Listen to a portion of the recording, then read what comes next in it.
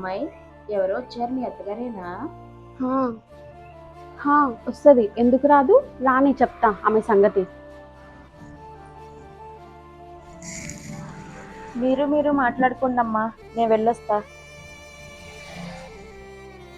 అత్తయ్య, ఏంటి అప్పుడే వచ్చేసావు? చిన్నోడి దగ్గర నెల తీరిపోయింది కదమ్మా. ఈ నెల మీ దగ్గరే ఉండాలి కదమ్మా, అందుకే వచ్చేసా. ఎక్కడ తిరిగింది నెల? ఇదిగో క్యాలెండర్ చూసుకో. జీలకర్ర, మెంతులో, ఆవాలో, పోపు డబ్బాలో దాచిన పోపులు గుర్తుపట్టగలను గాని ఈ క్యాలెండర్లో దాచిన నెలల్ని రోజుల్ని గుర్తుపట్టలేనమ్మా. ఆ వంకతో ఎప్పుడు పడితే ఎప్పుడు వస్తే ఊరుకుంటానా? అక్కడ నెల పూర్తవ్వకుండానే వచ్చేస్తే మీకు ఇక్కడ వండి వాచడానికి ఎవరు సిద్ధంగా లేరు. చదువు రాని దాన్ని, నాకేం తెలుసమ్మా క్యాలెండర్ గురించి.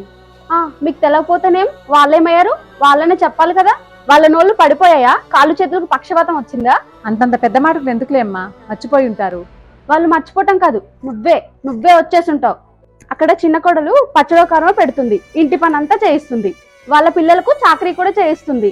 ఇక్కడైతే రుచికరంగా మెక్కొచ్చని కక్కుర్తి నీకు. ఏదో తెలియక వచ్చాలే అమ్మా, ఎందుకు ఇంత రాద్దంతం దానికి. నీదేం పోయింది? నువ్వు తేలికనే తీసుకుంటావు, భరించాల్సింది మేము.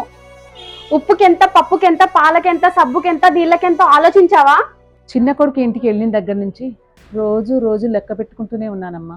30 రోజులు అయ్యాయనుకున్నా. ఏం లెక్క? కాకి లెక్క. ఈ నెల 31 వచ్చింది అంటే నువ్వు ఇంకా ఒక రోజు అక్కడే ఉండాలి. పోయి రేపు మధ్యాహ్నం కూడా అక్కడే తినేసి సాయంత్రానికో బయలుదేరిరా.